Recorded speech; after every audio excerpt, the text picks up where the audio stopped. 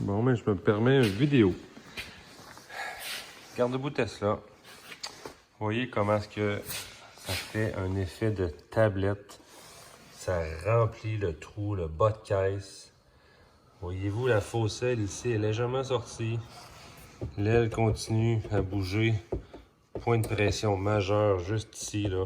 À l'intérieur, je suis convaincu que c'est tout écaillé. Vous devez remplacer vos garde-boue Tesla sous mes recommandations. Sinon, dans 2 ans, 3 ans maximum, vous allez avoir ici de la peinture écaillée assurée. Plate de même. Pas très beau non plus. Corriger ça, ça n'a aucun sens. Le véhicule se salit évidemment quand même, là. On est au Québec, on roule dans du calcium, dans du sable. C'est épouvantable. Mais je suis convaincu que c'est brisé à l'arrière. Regarde l'autre côté. On peut voir un aile complètement désajusté. Ici, le rebord de l'aile est tellement sorti. Ça devrait être plus rentré que ça. On voit un rebord ici, on n'en voit pas du tout. Je peux même piquer mon doigt en dessous. La fausse aile, ici, a peu de place. Et elle vient manger la tôle. Bon, ben j'ai peur. Et aux journées demain. Bon, ben on va parler des recommandations Bolduc. Comme vous pouvez voir ici, le client a installé les garde-boue Tesla avec la bavette d'hiver. Tantôt, avant de le laver, c'était encrassé, mon ami. Il y a des roches de coincé. Le trou se remplit, imaginez-vous donc. C'est complètement fou.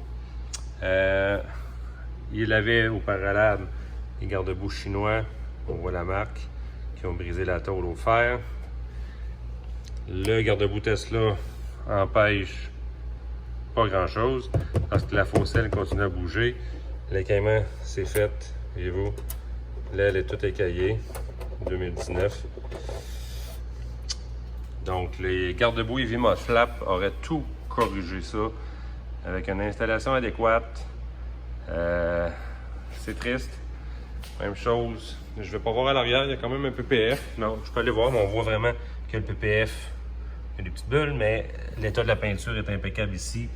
Même si on va voir en dessous, c'est relativement parfait. Aucune peinture écaillée. C'est ce qu'il faut faire.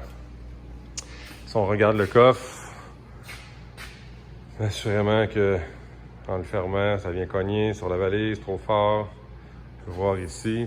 Puis, dans ce cas-ci, on voit que la voiture a été repeinte. Pas la voiture, mais le coffre. Ce n'est pas un joint d'origine. D'origine, il n'y en a pas. Donc, l'installation, les petits bouchons ici ont été oubliés.